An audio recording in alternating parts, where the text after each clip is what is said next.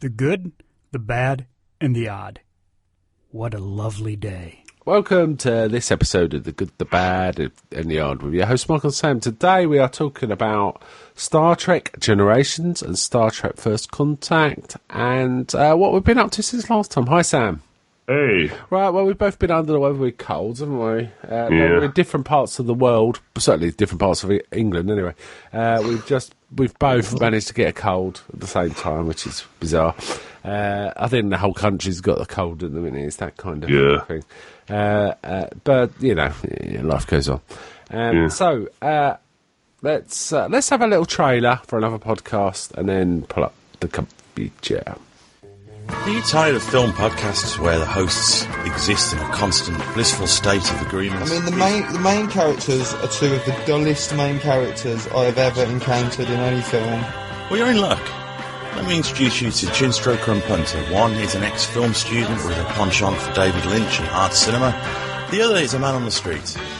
Listen in perplexed and horrified terror as we tear apart one film a week.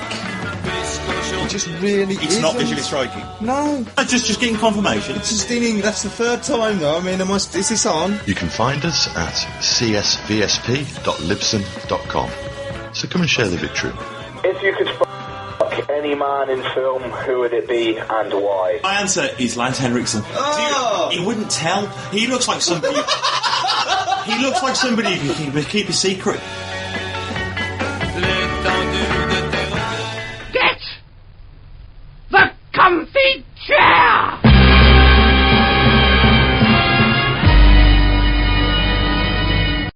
Okay, comfy chair time. Oh, I should mention we're also available on Stitcher. Right. Oh, yeah. Okay, I've only got 3 things I want to talk about. I could talk about more, but there's only 3 I really want to cover. Yeah. I've got 4. 4, so. okay. Do yours first then. Okay, so now I've had a lot of time to sort of, like, with this cold, I've been, like, home a lot to try and limit the sort of spread. Yeah. So I've had a lot of time to just watch stuff. Okay. So I watched Archer again. Well, all of it? Not all of it, but a lot of it. A lot of it, yeah. Mostly the first, I think it was the first 4 series. Okay. Which, they are the best of them. I think that there's episodes later on that are pretty good, but the first 4 where they are ISIS are pretty good. Right, yeah. The first 4 seasons, right? So I haven't seen any of the later seasons. So is it very consistent? Is it like South Park it consistent? gets a bit. No, it's more Simpsons consistent. No, not as bad as Simpsons, but it's not as good as it was. Futurama. Yeah, that'd be more accurate. Yeah, okay. Because they start to mess with the formula a bit, and it gets a bit shonky, and they start repeating the same jokes over. Right, that can sometimes be good, but sometimes not, right? Yeah, but I think it's the 5th series. It's the 5th or 6th. They all get arrested because it turns out Mallory, the boss, has been doing everything without a license for espionage. Nice. So she's essentially been committing treason for God knows how many years. So they all get arrested by the FBI. And then somehow they all come out of this without any jail time, but with a literal ton of cocaine. So they start a drug cartel. You're joking. No, they do that. And wow, that's amazing. One of the jokes was just this is the thing I keep when they say they repeat stuff is Pam gets addicted to cocaine. Right. So, and they keep having her. She stops making jokes, and she'll just occasionally interject with something to do with cocaine. She just talks about cocaine. Yeah. Which, I mean, I guess that's an addiction, but still. Yeah, I got you. Admittedly, there are a lot of funny Krieger stuff to come out of those last few sort of series. I mean, there's some good character mining to go on there. Sometimes it can be quite strictly sexual, which I don't mind. It's just Yeah. I find that they were starting to veer a bit towards that in, I think, season 2. I can't remember. It's been on. I really like Archer, but I don't watch it that much. Yeah. I think one of the problems is I like watching stuff in the gym, and Archer, because of the visuals, it's kind of, you feel a bit, I can't watch this in the gym, and I can't watch it at work, so it's like, those are the places I tend to watch comedies. I'm still on the Parks and Rec. In fact, you know what I'm going to add? I've forgotten that I'd finished season 2, so I'm going to talk about that. Okay. So actually, I've got 4 as well. Yeah. Okay, cool. So Archer's fun.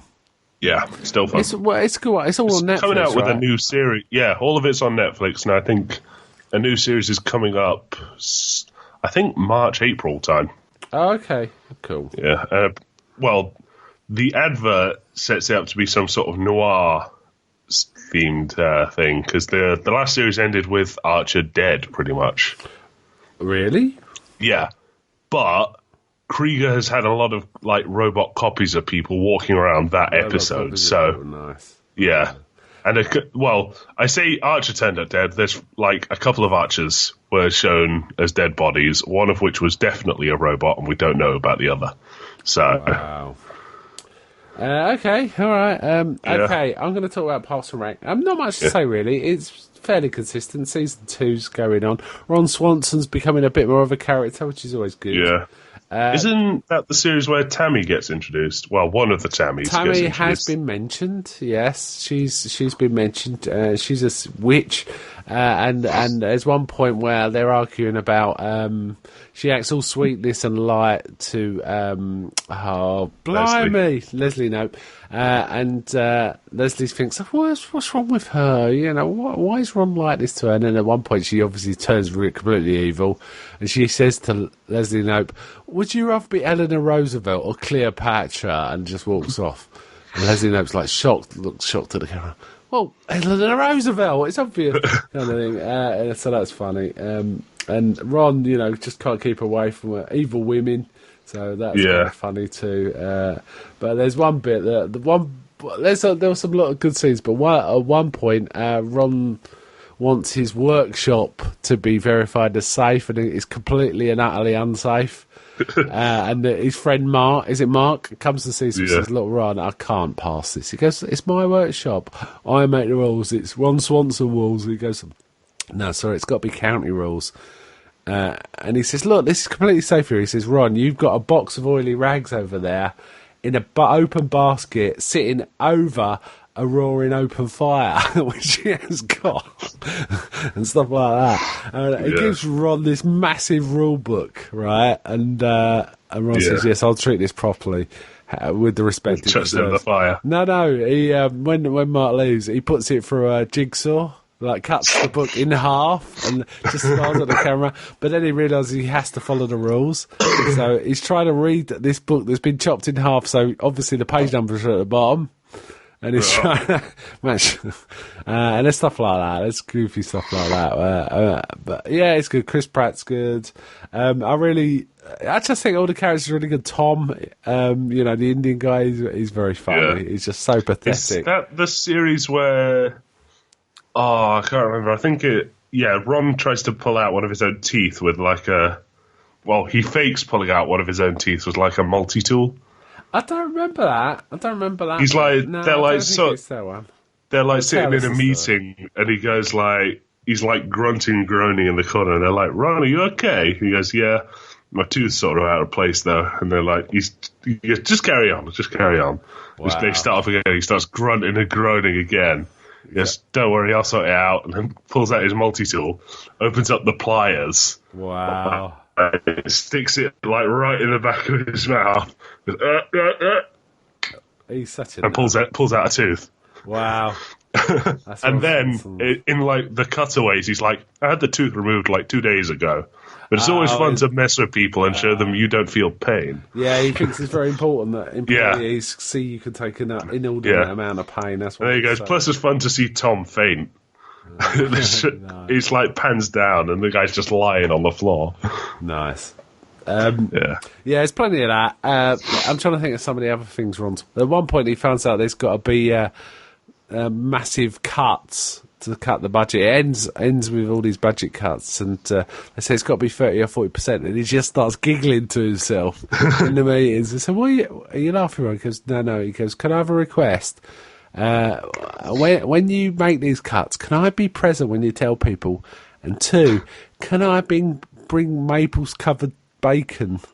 He wants to bring snacks and observe everything. It's amazing.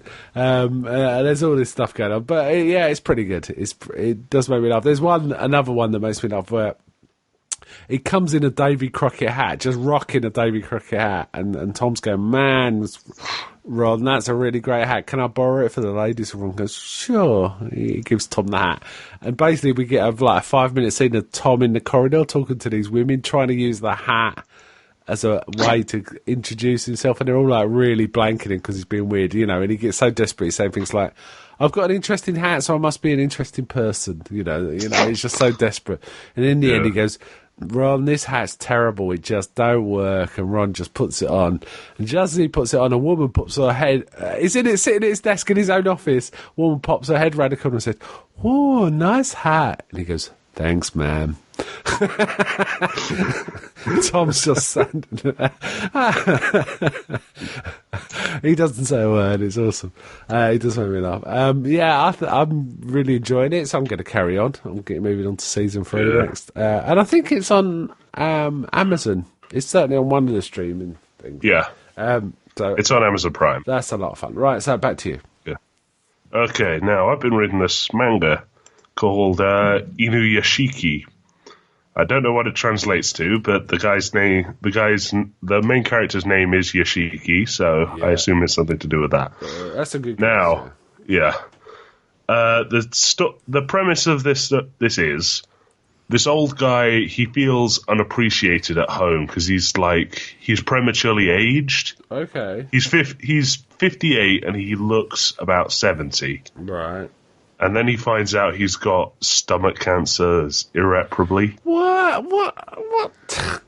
Okay, yeah. Go on. Okay, so, and to sort of keep his spirits up, his family don't respect him at all either. Right. They just pretty much just ignore him.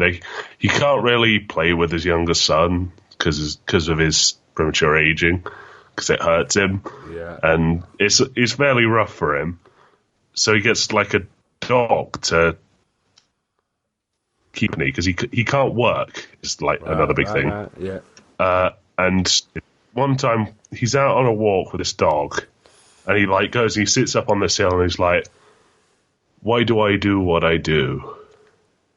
And that's the moment when an alien spaceship lands on him. So Japanese. Yeah. And you get this brief bit moment of these aliens panicking, going, "Oh God, we landed on one. What should we do? Rebuild him, copy him, just make it look normal." And then they disappear. That's the last you see of the aliens. Yeah. And then it turns out that Yashiki has basically been terminated. He's a robot that looks human now. Wow. And he kind of uses it to sort of live again. He goes around and helps people because he's got super hearing now. You know can fly. What? The actual original part of the story reminds me of a famous Kurosawa film called Akiru, and I'm wondering if they're riffing on that because Akiru's about. The guy that's like the head samurai in Seven Samurai, that fella. Yeah, he's in a few of Yambe. Yeah, that's him. He plays this little nothing bureaucrat. Who discovers he's dying and he hasn't got a family, or his family don't respect him. He doesn't feel like he's ever contributed anything. So what he does is, in his last, before he dies, he decides he's going to. There's a place near where he is where the children can't really play safely on the streets.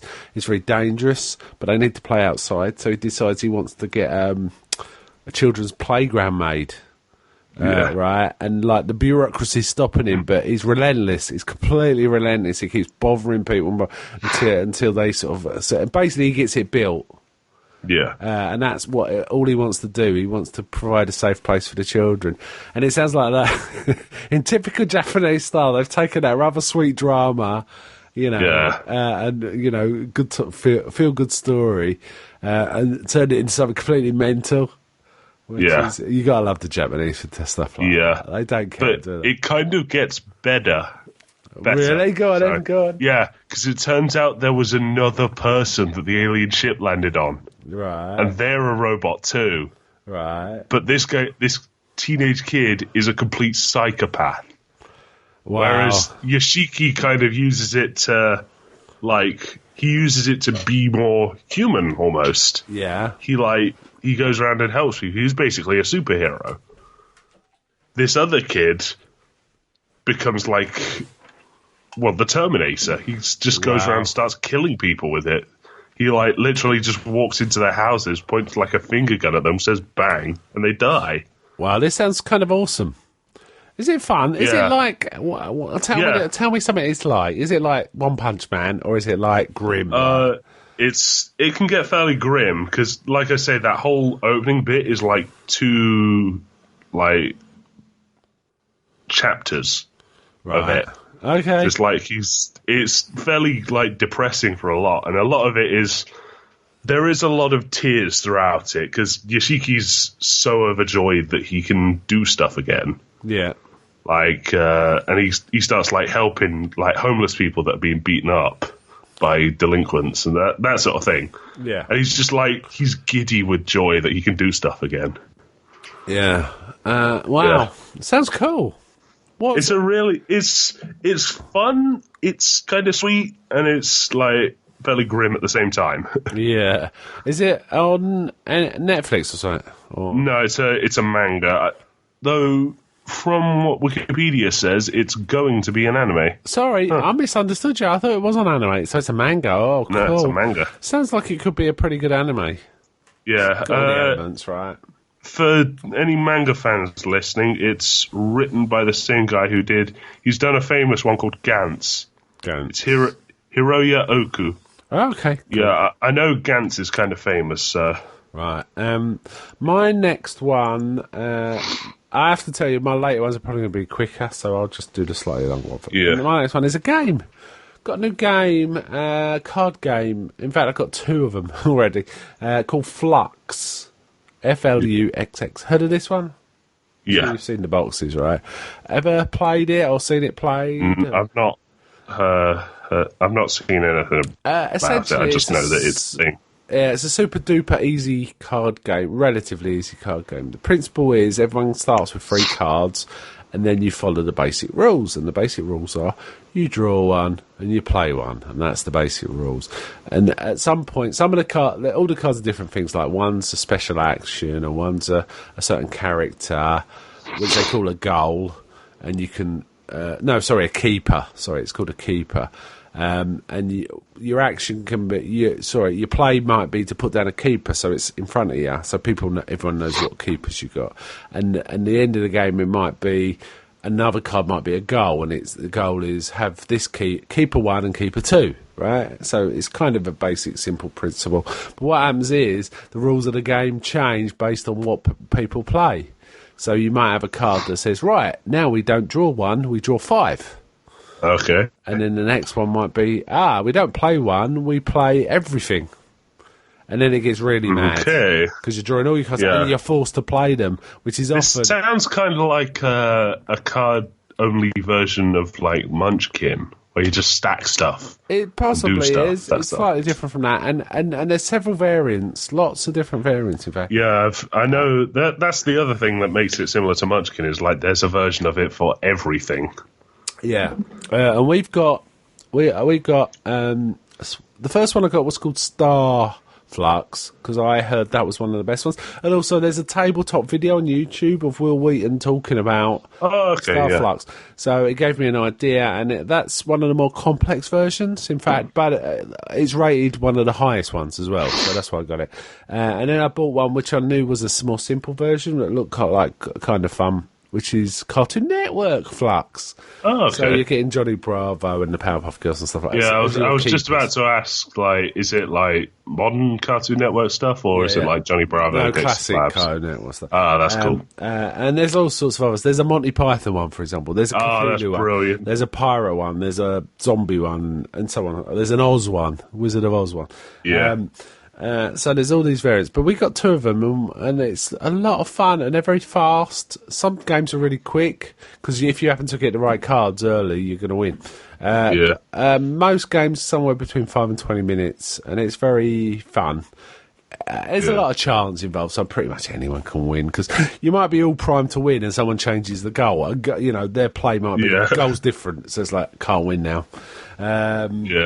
So it's kind of fun. That sounds like it could be really annoying. You can annoy people endlessly, and especially I was about to win, and I thought I'm bulletproof. I've got no way of losing because my game was I had the goal in my hand and my keeper's down, so there's no way anyone can stop it. And then suddenly the card goes down. Lose all your hands. So I could win. But it's fun. So watch the tabletop if you want to get a feel. Okay. Like I say, the tabletop's on Star Flux, which is slightly more complex than some of the others because they have these other things called creepers which block you within. Star Flux has got some of that, but the Cartoon Network game hasn't got this blocking mechanism. So the games tend to be faster for that reason. And they're more simple. It's a good one to learn on the Cartoon Network, I reckon. I didn't get the basic one because apparently the basic one's kind of boring as soon as you've played any of the others. So I thought, well, I don't want one that I feels boring after buying one more, so it seems pointless. But Cartoon Network one seems a solid suggestion for anyone to start with, to me. Yeah. It seemed pretty good. Is it one of those ones where you, like Munchkin, where you can just mix them into the main set? No. Okay, so they all have to be separate. Because it would just dilute it. I think we were considering this, we said if you wanted to play with more players, because I think it's 2 to 6, you could probably buy 2 sets of the same and mix them, and that would work. Yeah, possibly. And then you could play with up to 12 then, which would be mad. Properly mad. Yeah. So good game though, good game. Anyway, back to you. Okay, now, one of the games that I got on Steam ages ago and has just sort of been sitting there is a game called System Shock 2. Now, it's an old game. Yeah. Super old. I mean, 90s. Well, it's 90s. Yeah. So, yeah, it's a survival sort of first-person shooter-ish. I say survival, but it's more you have a limited number of bullets and not like everything is invincible run sort of survival. Yeah. Now, it's in a ship or something, isn't it? Or... Yeah. You're stuck on your own in a ship with a crazy AI that wants you dead. Well, she wants to help you at first to find something, and then she wants you dead. Yeah, is it a little girl or something? Or am I mixing No, up? it's this terrifying, like... the image she presents herself with, the computer's called Shodan, which is already kind of a creepy name. Yeah.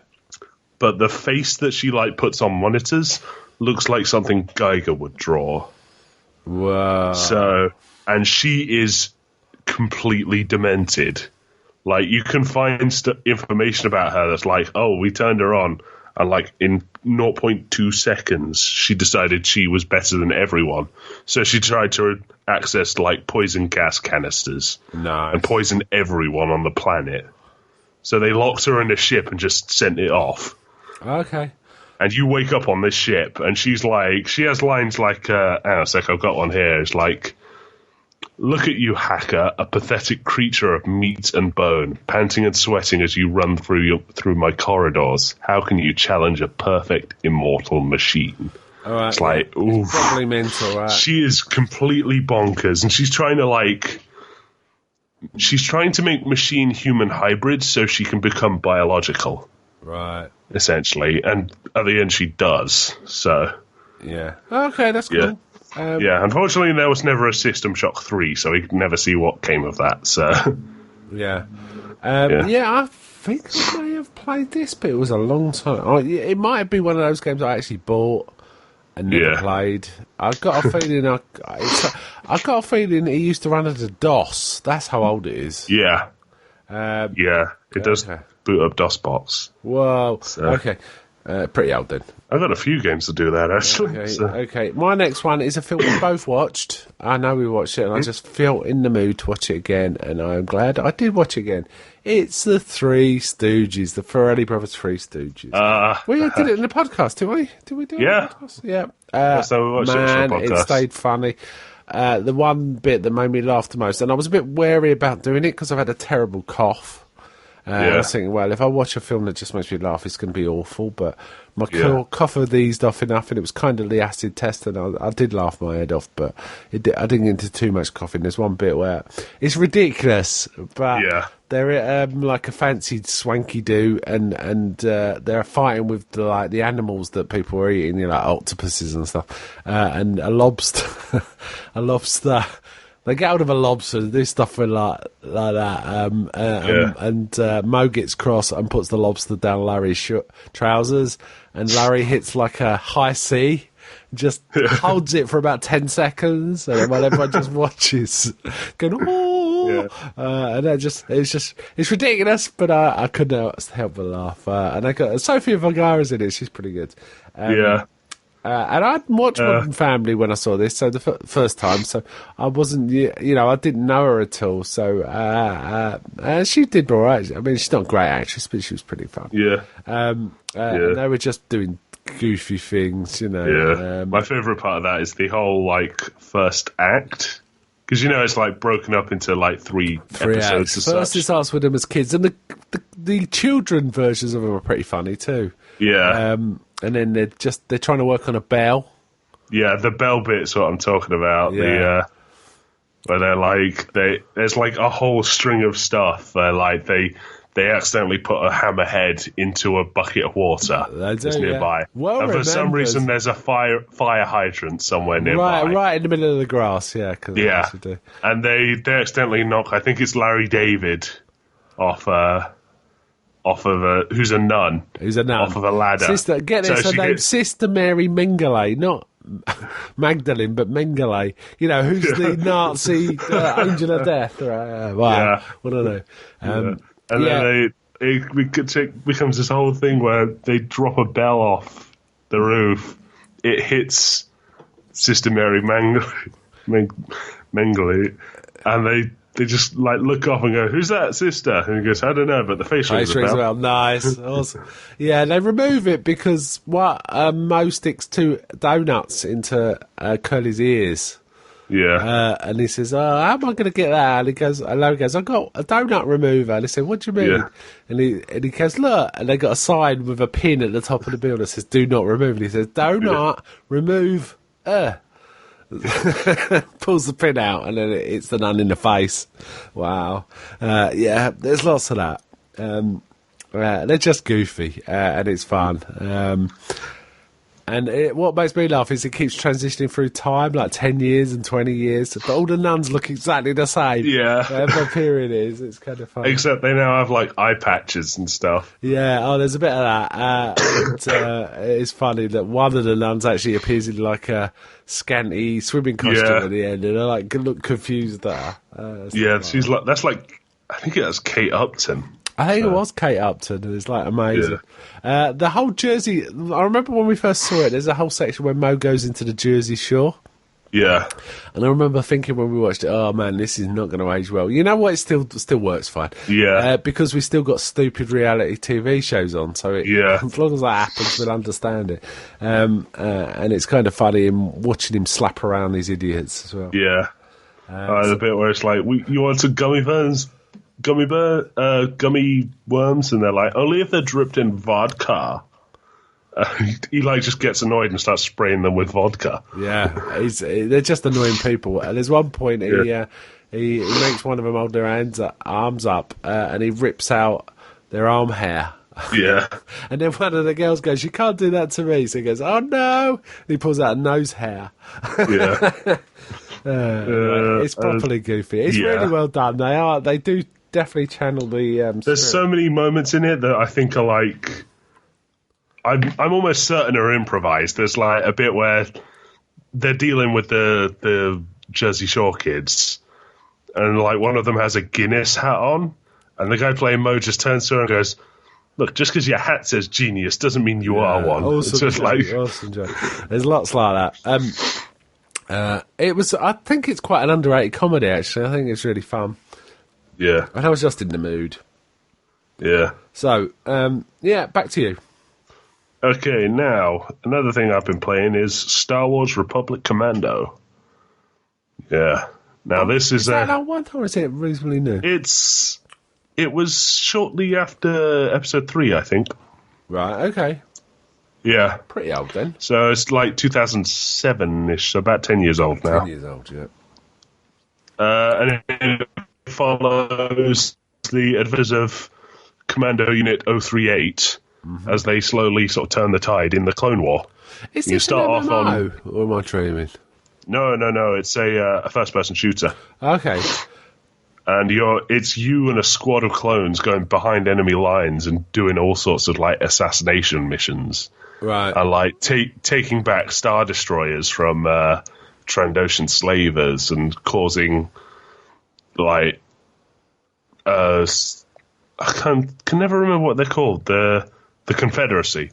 Right. They're causing Confederacy ships to crash. Yeah. So that sort of thing. So like you're like, okay, you sniper guy over up there, so you can cover us. Demolitions guy, you start blowing that thing up. Me and the other guy will take on this huge spider droid. So you got like other guys running about doing stuff for you. So it's really fun. Well, okay, cool. Yeah. Okay, you're enjoying that then. So that's a PC game, right? That's a PC game. I've got it on PC. I think it was on like the original Xbox as well. Whoa, So- I didn't know that. Okay. Right, my next one, this one's going to be brief. It's Fast and Furious Tokyo Drift. Okay. I keep hearing good things about the later Fast and Furious films. I kind of like the first one. And I could take or leave the second one. It was a bit bitty and kind of didn't work entirely, but it was okay. This one was the weakest of the three so far, though. I kind of like the lead, who's Lucas Black. He's not a great actor, but he's kind of a nice kind of guy. He's got some charisma. And it had some good driving stuff and good stunts and stuff. But it was kind of pretty vacuous and quite repetitive after a while. Story seemed ridiculous. The school kid turns up in Japan and he suddenly is in with all the gangsters and racing cars on the side of one guy that's going against the head gangster. And you really shouldn't be bored in this kind of movie, but I was kind of bored. Yeah. So I need to get to five. Apparently is awesome. Yeah, I've heard 5 is like the turning point where it gets from just a dodgy like Make a Million film, and then it becomes super self-referential and like fun. So. Okay, yeah, I'm looking forward to that. But and the Rock Star gets in it at some point as well. Anyway, I'm going to watch 4. I've heard 4's a bit grim, though it has got at least got Vin Diesel back, and Vin Diesel's kind of cool to watch. So I'm going to watch 4 next at some point and just work through that. But then I'll be hitting 5, and apparently 6. I think 6 is in London, and some people hate it. And some people, it's a proper Marmite kind of sounding film. Some people think it's awesome, some think it's terrible. I think I might like it, I might not. So yeah.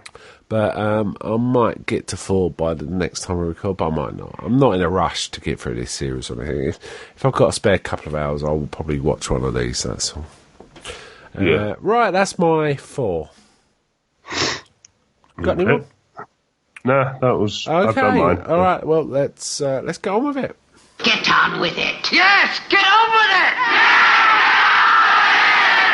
it. Get on with it. Okay, so our first Star Trek Generations. This one has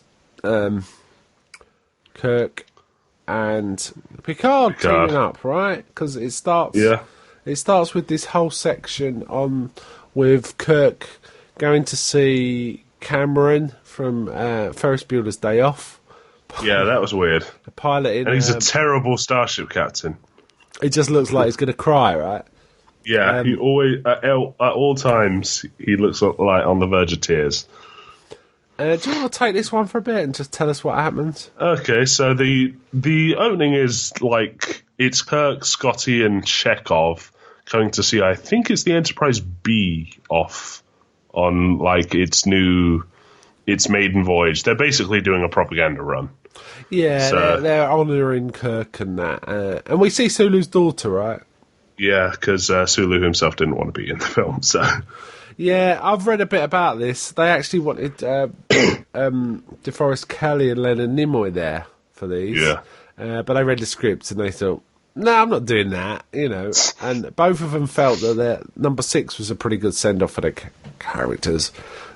And they did. and then went on to appear in Next Generation. Well, yeah, but, you know, actors got to eat. Yeah. I've got a feeling this was a bit cheap and cheerful for their liking. So, I like you say, they kind of went through the cast, and they basically got Yeah. Walter Koenig got and James Doohan to Yeah. come on. Now, Shatner was shitting himself a bit at this because both of them, particularly James Doohan, publicly hated him. Yeah. Absolutely hated him. So I thought, oh man, these are the only old guys I'm going to know in the cast, so we're going to have to talk to each other. But he does report that apparently they did kind of start like getting on as the film went on. He said basically he got James Doohan to tell him some of his old war stories, because James Doohan's a war hero, right, for World War II. He's a serious badass. So once he got listening to some of his old stories, James Doohan kind of lightened up a bit. Yeah. I think even to his dying day, James Doohan said that bloke's a twat kind of thing. Yeah. Because, you know, he's Shatner. I did notice one character in this that I'd never noticed before, and I've seen this film a few times. One of the science officer on the ship is Jeanette Goldstein, who was Vasquez in Aliens. I did not see that. She's a very chameleonic actress. I did recognise her, but only because I've seen her in lots of things. I would not have looked at her and thought, that's Vasquez. Let's put it that way. It's just because I've seen her, say, as the mum in Terminator 2, which is what she was, and other roles like that I actually recognised her. And I double-checked, and yeah, it's her. So she appears briefly as the science officer on this new crew. And they're basically, the ship's not... As always, the ship's never ready, right? It's never ready. Everything's being delivered next Tuesday. Yeah. So it ends up with everything going to crap. These people getting threatened by this energy ribbon thing. They don't know what to do. And in the end, Cameron... I don't know what the character's name is, but Captain Cameron says, you know, can I request your help, Admiral Kirk? And of course, Kirk's... I like that bit because Kirk's sort of like wandering around, like looking at screens, and Cameron turns around and goes, "Get off us, sir." And Kirk immediately like turns around and just gets straight to business. He's like, "Okay, you there, you there, you there." He knows his business, does Kirk. He's been around a block a few times. But anyway, it takes 20 minutes for this bit to all happen. It's quite a long film, this. Yeah. But unfortunately, the ribbon hits the ship, right? And then Kirk, as far as anyone else knows, Kirk's dead because the energy ribbon hit. Captain Harriman is apparently the Cameron. Okay. You know what? I got a feeling this actor's been in some like fanfic kind of Star Trek stuff. Yeah. I mean, it was kind of nice to see him. I always thought he was fantastic as Cameron. Yeah. But I don't think he must be primed to be in a sitcom. He's that kind of actor. He must have been in an American sitcom. I just don't know. And then it cuts, doesn't it? It says, I think 78 years later, and we got an old-fashioned sailboat, big ship with like Napoleonic Wars crew, British Navy as well. We're all Navy. Oh my.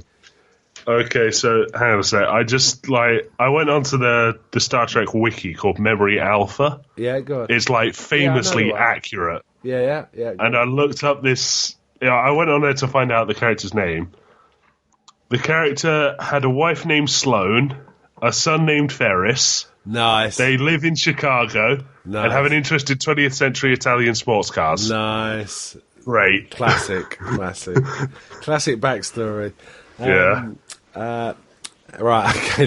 78 years later. 78 years later. So they're in a Napoleonic Wars kind of boat. I I wasn't a fan of this. I'm not really a fan of it when they do it in the show. So and they're basically they make Worf go out because he's got promoted. Go out on the walk the plank and jump to grab a hanging hat, right? Yeah, and then he does it, and then they dunk him in the water anyway. Yeah, it doesn't instead of saying it's not Data. It's Riker. Okay, well, it disappears, right? Yeah, Plank disappears, he drops into the water. So Worf's being promoted, right? And there's all this goofy stuff. Now, I actually think this was before Deep Space Nine, because Worf shows up in Deep Space Nine. He moves, he, transitioned over. Yeah, he was a significant character in Deep Space Nine, right? Yeah. Yeah, Worf's a good character, so I'm kind of pleased about that. So I think this was the lead up to that happening. So, okay. Yeah. I wasn't too much of a fan of this scene. Okay, no, it was kind of mainly right? mainly because they treat they dunk Worf and they kind of know that they were doing it. You can kind of tell from Picard's reactions, number one, you were supposed to say this thing instead. And Riker just goes, oh no, whoops. Whoops. Yeah, it was instead of remove the plank, he said remove the plank instead of draw the plank or something. Whatever it was. And then Data's trying to understand why it's funny. I can't remember who it is. It's either Troy or Dr. Crusher. Damn, Dr. Crusher. Tells him that it's the spontaneity of it, so he pushes her in. Oh, yeah. And everyone acts like he's you monster, sort of thing. Yeah, he don't care. We're missing Wesley Crusher here, though, aren't we? I mean, he left at this point. He'd already walked. In fact, I'm watching Star Trek Next Gen, and I've just watched the one where he deliberately left. He left because he felt it was hampering his prospects of a film career, which we can laugh at now, right? But apparently he was offered films and they had to turn him down because it all came to a head when he actually said, "Look, I've been offered this film. I just need to miss one episode, and this episode I'm in, you could write it, so I'm not in it. Could you please do that?" And they said, no, you are intrinsic to this episode. We cannot do without you. I'm sorry, you just have to miss this opportunity. So he said, okay, fair enough, and so he turned it down. And then they wrote him out of the episode. Which is a proper dick move, right? Just to sort of say, don't try and pull one over an us kid. So he decided to leave. So like Tasha Yar, he deliberately left because he didn't feel it was working for his career. So it's easy for us to look Tasha back. Came back though, so I say for a Tasha couple, came back, the actress. For a couple. But so it's easy for us to laugh at Will Wheaton for thinking that and saying, "Why didn't you?" And now he makes a board game show. Yeah, but. He kind of did. He was a film guy before Star Trek. Yeah, so, I know. He had Stand By Me. So. Yeah. In fact, he was the most famous actor, believe it or not. Really? Well, no, that's not quite true because LeVar Burton was well known and respected actor too, and obviously Patrick Stewart, but only in Britain, really. Yeah. So. Picard starts going. It also goes on about it must have been great to only have the wind and the sails and the stars and all this kind of stuff, right?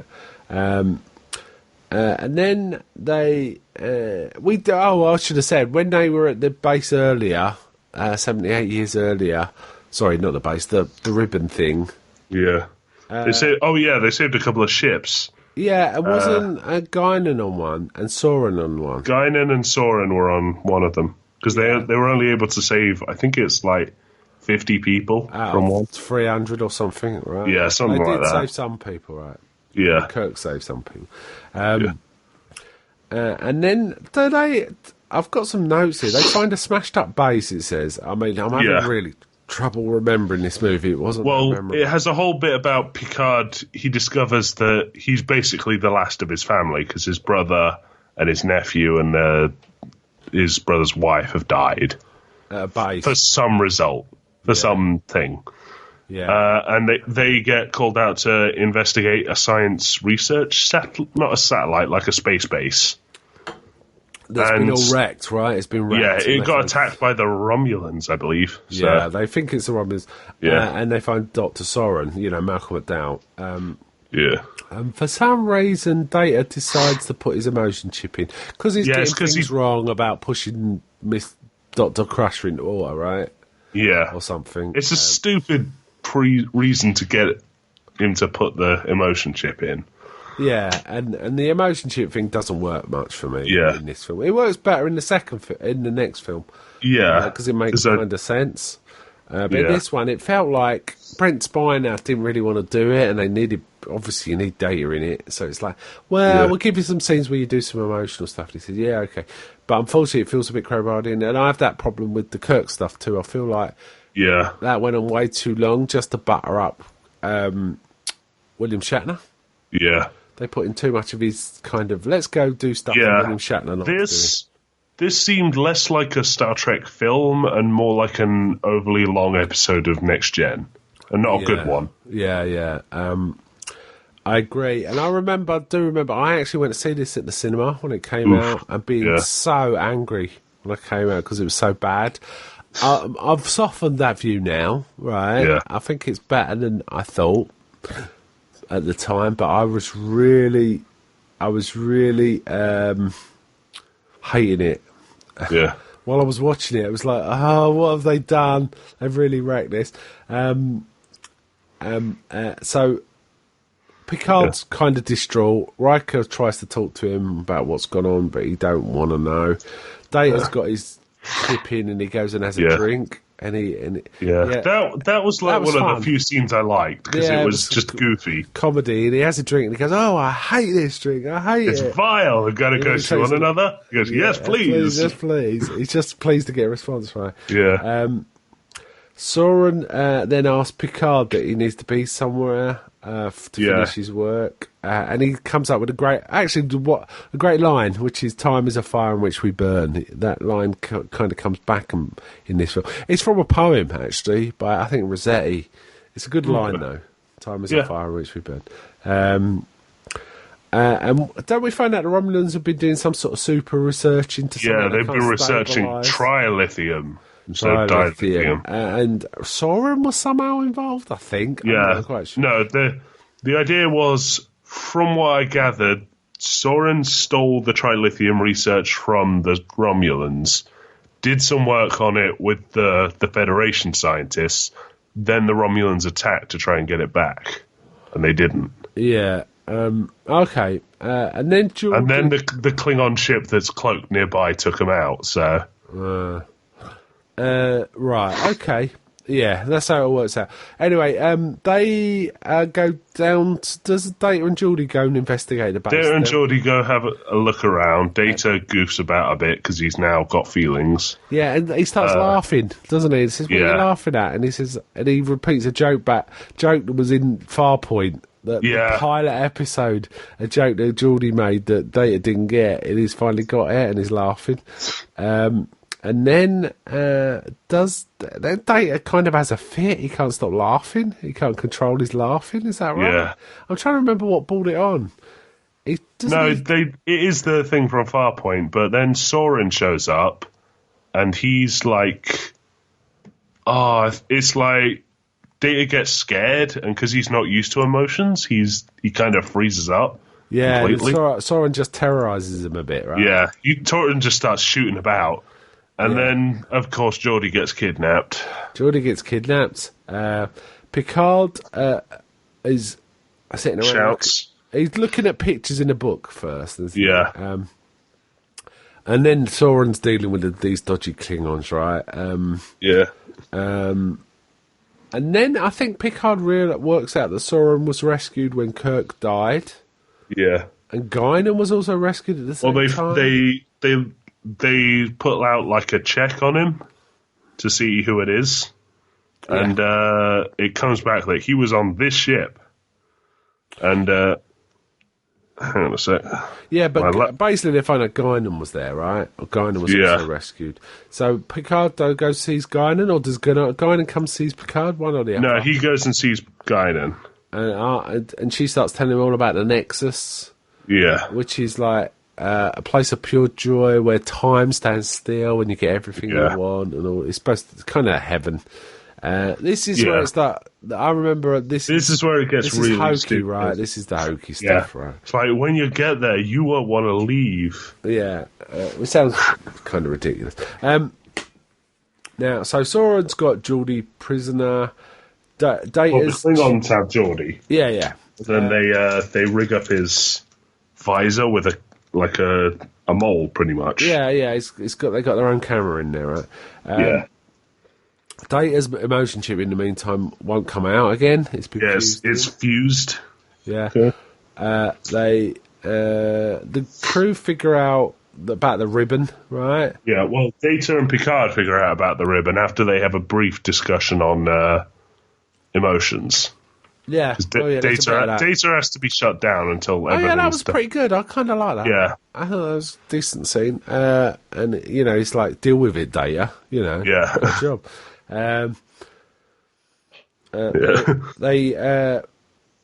They realise Soren's trying to get back to the ribbon. There's also some stuff about you can't approach the ribbon with a spaceship because it destroys metal.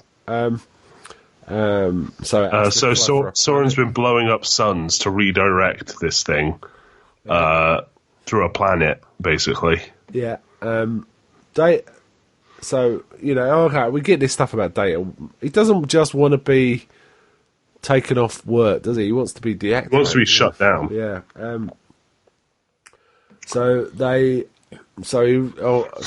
As you say, Soren's like collapsing stars to change the gravitational field so the ribbon goes a certain way.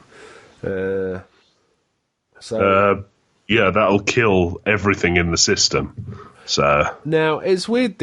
I was watching this, and one of the Klingons on the crew, I've definitely seen in. Well, I thought I'd definitely seen in the TV series, and in the TV series, he's like an arch enemy of Worf.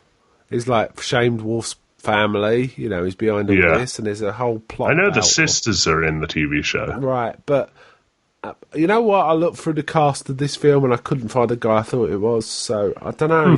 Maybe he's just made up to look just like him or something. Yeah, maybe they used the same prosthetics. It could be. Yeah, could be. It did look really like him.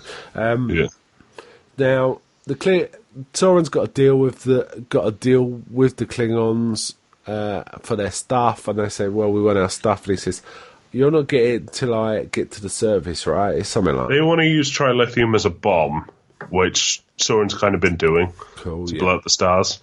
And he'll give them the research once he gets his journey to the Nexus. Yeah, he's just bullshitting them, right? Just to get there, right? He's leading them on completely. Yeah. Picard housed them when he knows they're there. And Soren, basically, just before that, Soren says he's got a plan, to do with this. Picard volunteers to exchange himself for Geordie. Once he's talked to Soren on the surface, the Klingons agree to all this. And Picard gets beamed to the station to try and stop Soren. But they've already given Geordie back at this point, right? Yeah, they give Geordie back and they've hacked into his visor so that they can see what he sees. Yeah, and I think that they can find the frequency for the shield or something like that. That's right. So they can just gun him down. And we also get first thing he sees is a close up of Beverly Crusher. Yeah. And we get the comedy moment where the two Klingon women goes, "Oh, these human women are so disgusting." That kind of made me laugh. So we get Soren and Picard talking on the surface, so it's all a bit wordy at this point, right? Yeah. Basically, Picard doesn't manage to stop Soren in time, so he gets pulled into the Nexus. Yeah. I've just skipped about 15 minutes of film. There's one bit I wanted to mention where Data starts singing about his lovely little life. Oh, God, that bit was so stupid. It's like we're in a crisis, and he's going like, life forms, because he notices when he's typing that it makes a tune. Yeah, he's typing to a certain... And I'm sitting there watching it and just banging my head on the desk because it's such a stupid you? Because it's like, oh man, the Klingons are attacking. Geordie's just got back from being kidnapped, and Soren's trying to blow up her son. Nope, we need to sing. Yeah, I didn't mind that because it's safe from all the talking. Anyway, Klingons are basically, because they see the frequency of the shield, they could get their torpedoes to resonate or I don't know, and shoot back. The thing about the talking of this bit is, though, it's a good debate. It's like, well, if you think something artificial is real, is it artificial? Yeah, I guess so. Yeah, fair enough. But it was like, this is a movie. This isn't a TV show. Yeah, it needs to be filmic, not like exposition. Really. Anyway, what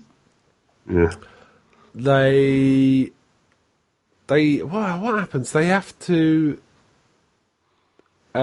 Basically get the cloak to drop, right? Cloak to raise. Yeah. Drop shields. Basically, what do they do? They send something to the primary reactor, right? Yeah. They figure out a way of overloading the primary reactor. Yeah. Which means the cloak raises, but the shields drop, and they basically give the old Klingons the full barrage, right? Yeah. Once they know where they are. Once they blew up, we get old Data going, yes! Yeah. What I like is, in the background, I was watching it, and you can see some other extra in the background does a fist pump, looks at the camera and then puts his arm down quickly before Brent Spiner does it. Wow. And then he nods when Data does it. Wow. Seriously, go back and watch it. I will go back and watch it. And then basically the ship's been so damaged they got to do a saucer separation, so we get a bit of that old stuff. And then the saucer basically, it's pretty spectacular. Crash lands. Yeah, they crash it. I think Troy's trying to steer it at this point, and she can't drive. Troy.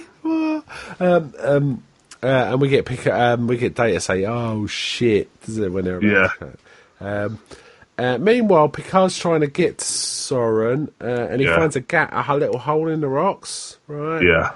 The saucer crashes. I'm trying to think. Soren crashes and blows up. Yeah. Launches the missile. Soren launches the missile.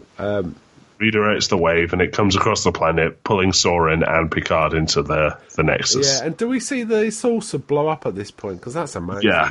That is amazing. I really like that bit. Quite destructive. They were really trying to put the Wrath of Khan stuff on with this one. Yeah, there was a bit of that. Anyway, so Picard he's in the Nexus now. Picard's Nexus dream is that he has a family. Yeah, he has some woman's his wife. I'm kind of surprised they didn't use Crusher. Yeah, they used something anyway. The point is, he kind of realised something was up. Yeah, because one of the flaws of this film is illogical. It's so you knew you were going into the... So, I guess he did know, right? Because he was aware what the ribbon could do, whereas Kirk didn't know. No. So when he woke up there, it was everything's great. It don't really make sense, this stuff. But Guinan appears and starts explaining stuff, right? Yeah.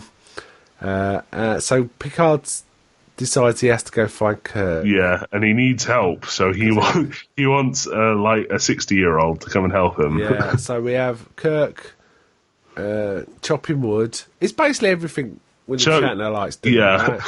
Chopping wood, riding horses. Apparently, Shatner taught Patrick Stewart how to ride a horse. Right, yeah, I've read a bit about this. It was kind of cool. Apparently, because they had to spend so long on the horses, and Kirk's like a horseman, right?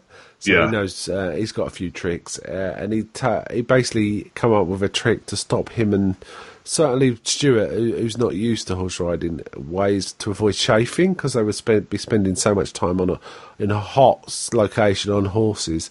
So they were both wearing pantyhose to stop chafing. How about that? Wow. We also the horse rider was all right, but he was frying eggs and he was talking to his missus. I can't remember her name. It wasn't what's the name from Wrath of Khan, which kind of disappointing. No, it should have been. It should have been right. Yeah. apparently it was going to be her, but the studio told them not to do that. Basically, I feel the writing here really failed to convey they were decided to realise how much they were sacrificing to go help. There was a bit of it, but it was just really underpowered. It was really underpowered. So I always feel like Shatner was just giving her a list of things he wanted to do for his final Kirk send-off. Yeah. And they had to comply. It made more sense for Picard to want to stay, because he was kind of still dealing with his brother having just died, and his nephew was in the Nexus. Yeah, you're right. It might have been if Picard had been like, "Oh, sod it," and then Kirk rocks up saying, "Look, I'm in this weird place. This isn't right. What's gone on? Why am I here?" Yeah, that would. Yeah. You're right. That would have been better. It would have made sense. Why Kirk and it probably would have appeased to Shatner's ego a bit more. Yeah. Oh, well, they missed that. So they. And it also turns out, very conveniently, if you're in the Nexus, you can choose exactly what time and place to come out of the Nexus. You can go backwards in time, forwards in time, whatever, it don't matter. Because it's like separate from time in the Nexus. Yeah. But it doesn't really... This is the big plot hole. Guinan says she can't come back with him because she's already there, but Picard can move to a different place. He could have gone and got anyone, really. He could have gotten anyone. I was confused. Guinan was there too, because I always thought Guinan was a product of Picard's imagination. Well, Guinan's weird like that. She probably has her hand always in the Nexus or something like that. I don't know. So I've got a note saying, how the hell do you travel back in time like that? But anyway, whatever. Guinan, I never know what's up with her, because Q's scared of her, so... I immediately don't about Guinan than we don't see. Maybe she's like Cthulhu or something. Anyway. That would be great if it turns out she's Star Trek exposed to Cthulhu. They go back, they have a big old punch up with Soren. Kirk manages to... The bridge falls on the captain. He wanted to finish with that joke. The bridge but he didn't. But he does want to know, does it make a difference? And he says, and apparently in the script at one point, after he shoots Kirk, he just throws the gun away, which is goofy. So Shatner actually said, "Look, this is why would you throw a gun away?" So he had a thing where he made him trip and drop the gun, which makes sense. That's fine. So that was Shatner's little... He didn't do the Shatner thing and pick up a big rock. So no, he should have done a double boot to the back. Yeah. But anyway. And then we get... You could have done a double boot to the back and then stood up rubbing his back as well. Apparently Malcolm McDowell was going around to the entire crew saying, "I'm going to be the one to kill Kirk," and he never said it to Shatner. And Shatner calls him up one day and saying, "I hear you're going around saying how much you're looking forward to killing me." And Malcolm McDowell goes, "Yeah."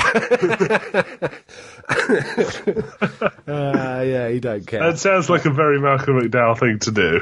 He says, "Oh yes, I certainly am going to do this." Because I think Shatner thought, he's going to bow, he's going to defer to the Shatner, but nah, but he does have quite a good closing, oh my, it's kind of cool. So Kirk's dead. And then we see Picard bury Kirk and go and join up with the rest of the saucer, kind of thing. Yeah. Because the saucer crash has still happened, but most people survived, right? Yeah.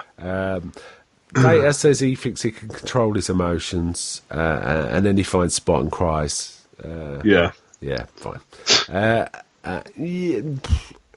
What do you think overall? It wasn't a good film. No, it wasn't, was it? It was... Where would you put it? All right.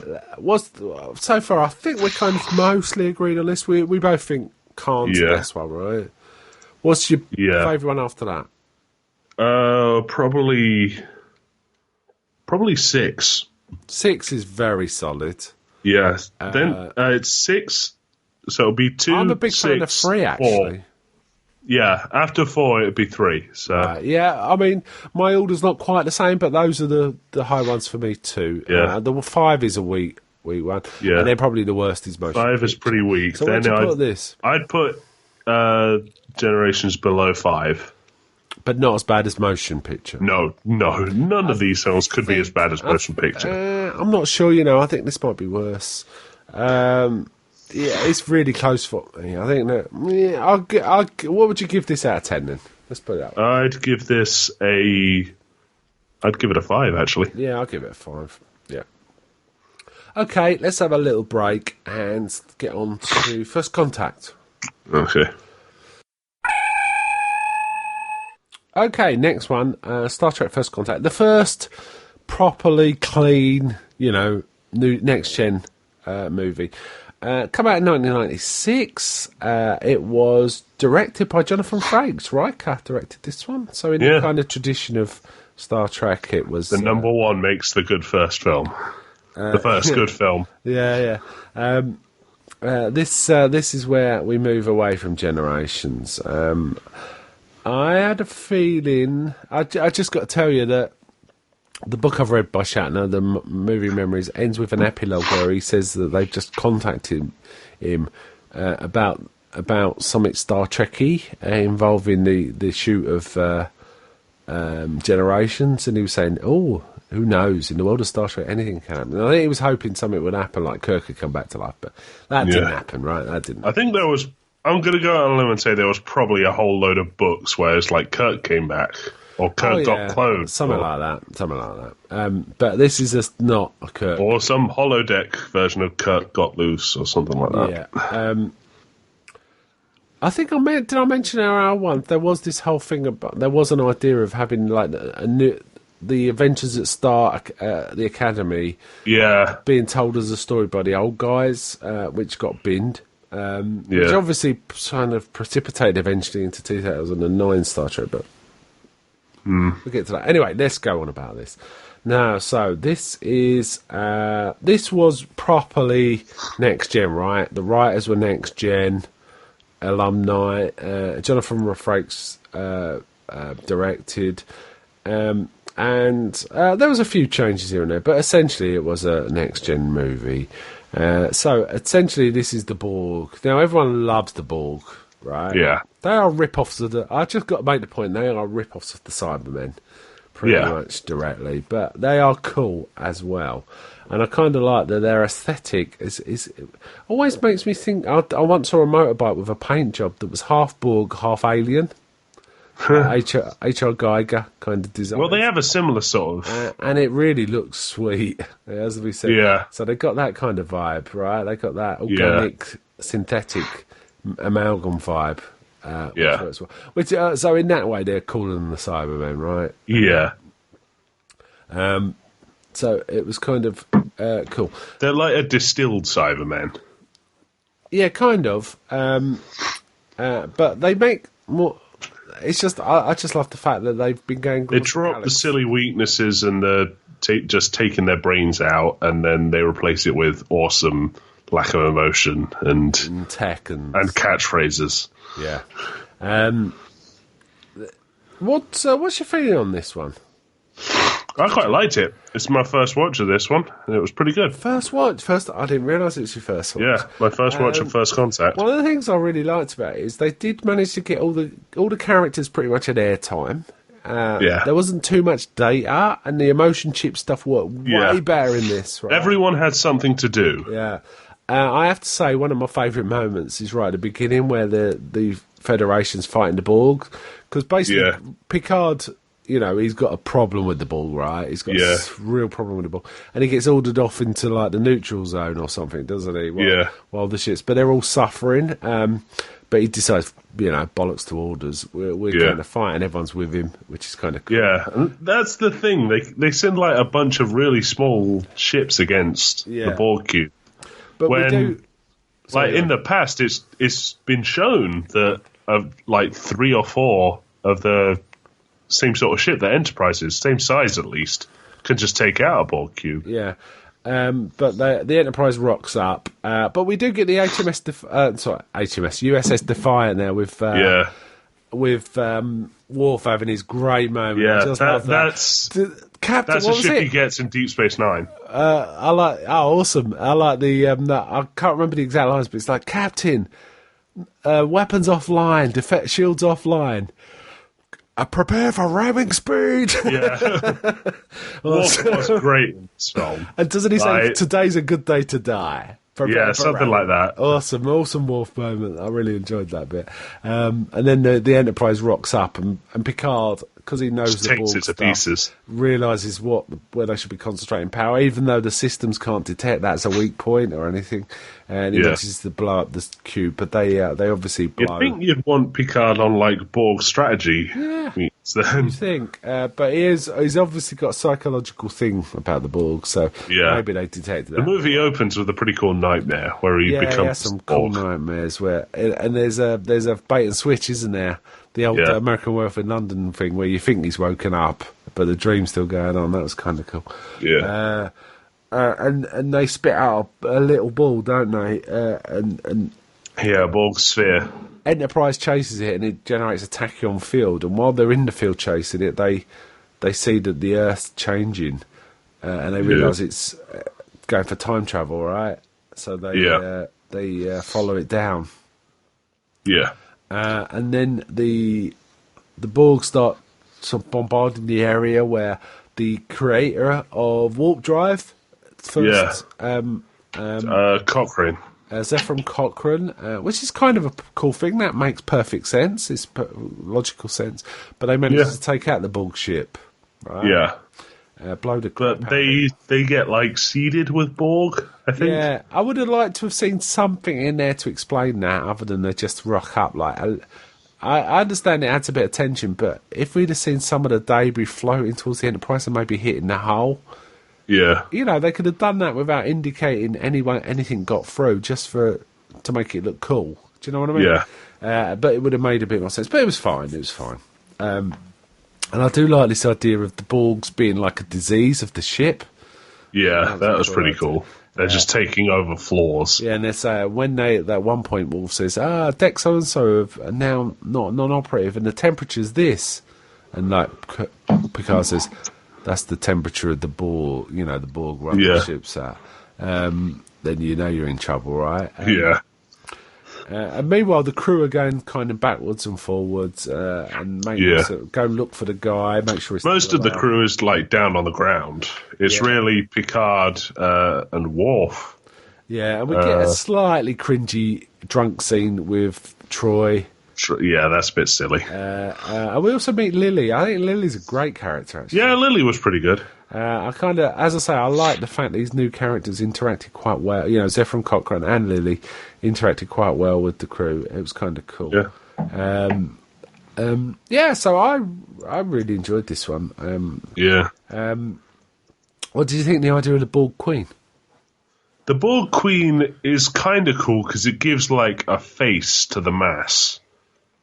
But that's kind of the point of the Borg, is that it's just a mass. Completely unfeeling wave that's always coming towards you. So. And it feels like they specifically want Picard back, or that's what they're going to play. It almost seemed they wanted like a Borg king. Yeah, and then that turns into Data, kinda. Yeah, Data takes. Well, she switches her aim to Data. Yeah, because he's kind of the same as her. They start patching skin onto him. Yeah, that was kind of cool. And at the end, when he like walked out of the Borg thing, and he looked like patchwork. Yeah, and it was kind of. I like the idea that he could destroy the Borg because they couldn't coexist with only the organic parts. It had to be the organic and inorganic. So by destroying the organic parts, he beats them, but it removes his of him that are human. I kind of like that idea, and I thought Brent Spiner did a really good job here. But Patrick Stewart's the powerhouse here, right? Yeah, man. We will hold the line. That speech. I will make them pay and all that, and she catches him short by saying, "Okay, Ahab." It's like, what? Ahab's got to hunt his white whale. And at one point, he quotes from the book. Yeah. And she says, what? And he says, Moby Dick. And she goes, I never read it.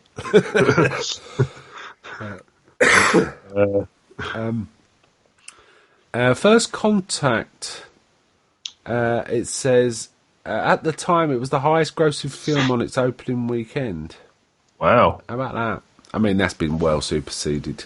And the critics were mostly positive. Roger Ebert says consider it one of the best Star Trek films. Do you think he's right? Do you think it's one of the best Star Trek films, the ones we watched? It's up there, but it's not the best. No, it's not the best. But I'd put it as second best. Yeah, I don't think it beats Khan, but Yeah. it's hard. I've had of the two.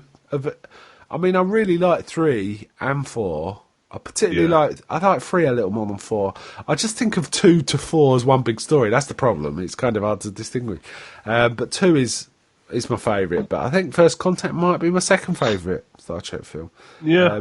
It's just because of the lines they give to Picard and that job. And also, I think the woman who's Lily does a really good job being the foil for Picard in those scenes. She acts at the same level, so it really works well. Picard is really rage-filled, right?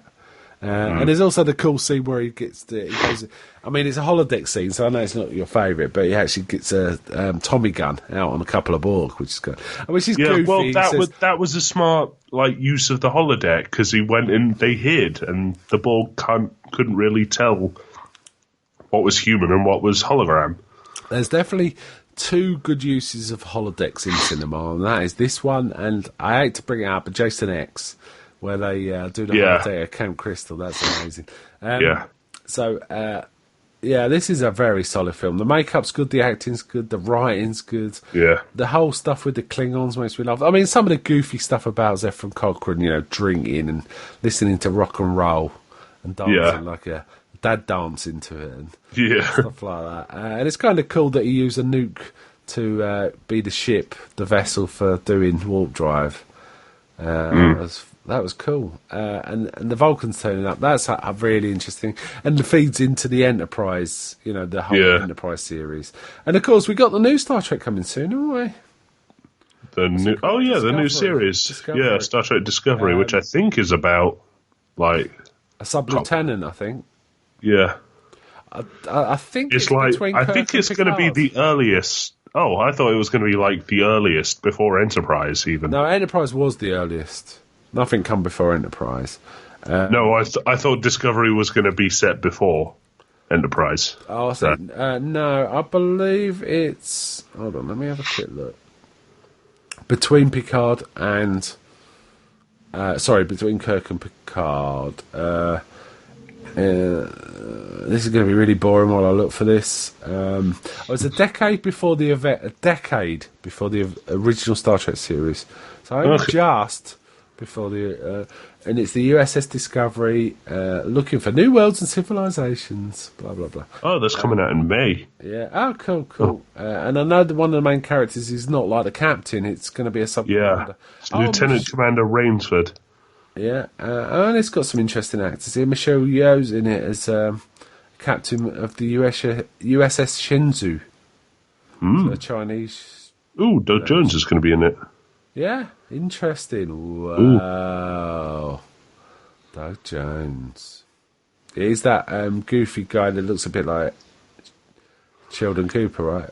Yeah, kind of. He's best known for being every monster... Well, every character that doesn't look human in like a lot of famous films, particularly Guillermo del Toro. Right. He was the fish guy in both of the Hellboys, and he was the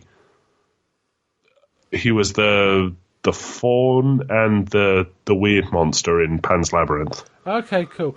And apparently a young Sarek is also that's cool. In the series. Father of Spock, yeah, he's that Sarek. Yeah.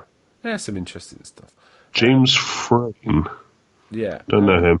Okay, anyway, I'm kind of getting off the topic here. There were some interesting cameos as well. We saw Barclay, who's Dwight Schultz in the A-Team, turn up as the hesitant guy who comes up with a set of coils to Geordie while they're talking, right?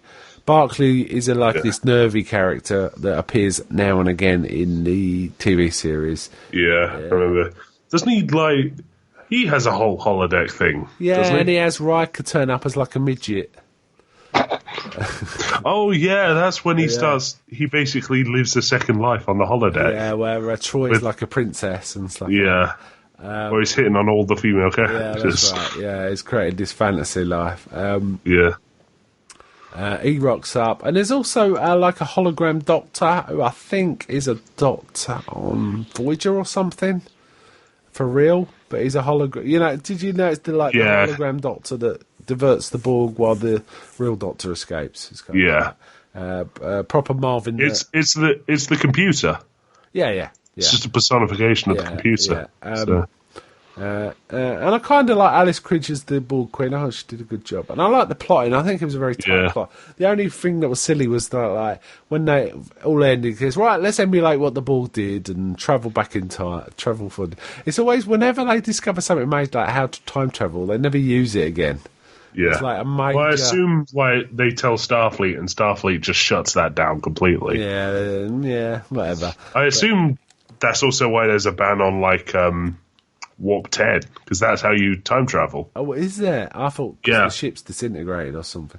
Well, I thought it was you go on Warp 10 and then, like, round the sun, and the radiation combined with going at that speed means that you're time traveling. Yeah, because I think when they did time travel stuff in the original series, they got to Warp 14 or something. Wow. Yeah. I like another new character, Hawk. He didn't make it, though. He was kind of cool. He was one of the... I think he was a pilot or the navigator. He was kind of cool. He helped when they had to fight the Borg to destroy the dish.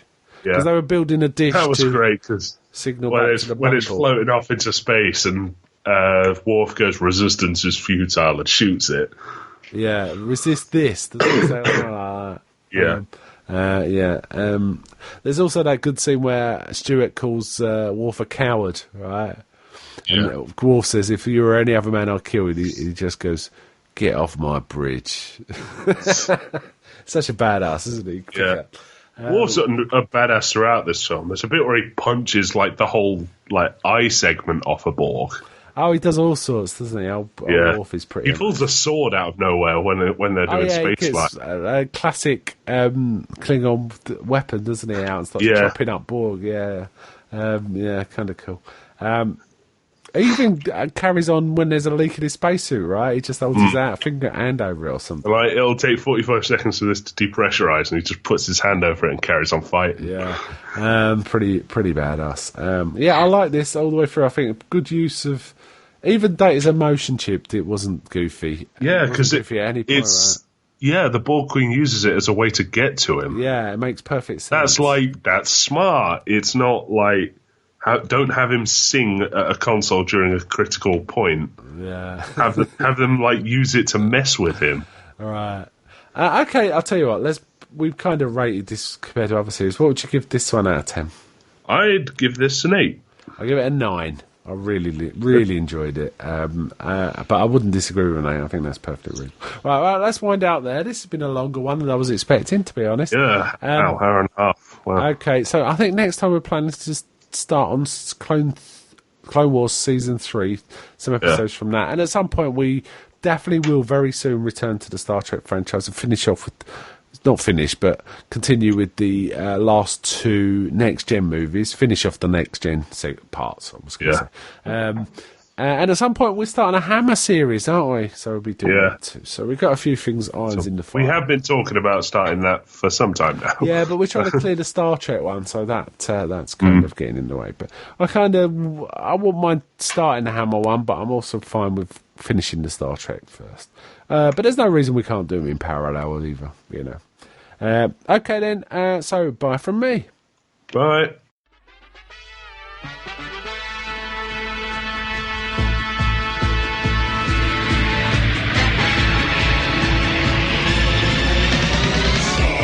Trekking across the universe. On the Starship Enterprise under Captain Kirk. Star trekking across the universe. Slowly going forward 'cause we can't find reverse.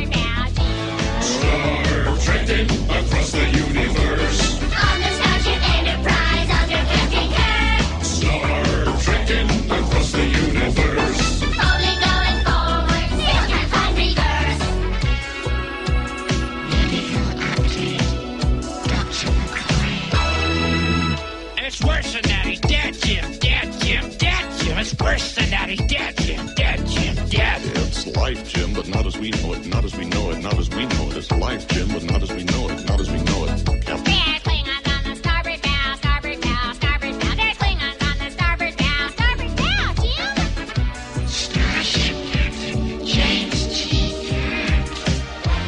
Ah, we come in peace, shoot to kill, shoot to kill, shoot to kill. We come in peace, shoot to kill, men. It's worse than that. He's dead, Jim. Dead, Jim. Dead, Jim. It's worse than that. He's dead, Jim. Dead, Jim. Dead. Well, it's life, Jim, but not as we know it. Not as we know it. Not as we know it. It's life, Jim, but not as we know it. Not as we know it. Captain. There's Klingons on the starboard bow, starboard bow, starboard bow. There's Klingons on the starboard bow. Scrape them off, Jim. Star trekking across the universe. On the Starship Enterprise under Captain Kirk. Star trekking across the universe. Slowly going forward and things are getting worse.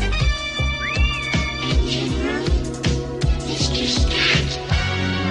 You cannot change the laws of physics. Laws of physics. Laws of physics. You cannot change the laws of physics. Laws of physics, Jim. Ah, we come in peace, shoot to kill, shoot to kill, shoot to kill. We come in peace, shoot to kill. Scotty, beam me up. It's worse than that. He's dead, Jim. Dead, Jim. Dead, Jim. It's worse than that. He's dead, Jim. Dead, Jim. Dead. Well, it's life, Jim, but not as we know it. Not as we know it. Not as we know it. It's life, Jim, but not as we know it. Not as we know it, Captain. There's Klingons on the starboard bow, starboard bow, starboard bow. There's Klingons on the starboard bow, starboard bow. You cannot change the script, Jim. Up to you, Jimmy. It's worse than that. It's physics, Jim. Bridge to engine room.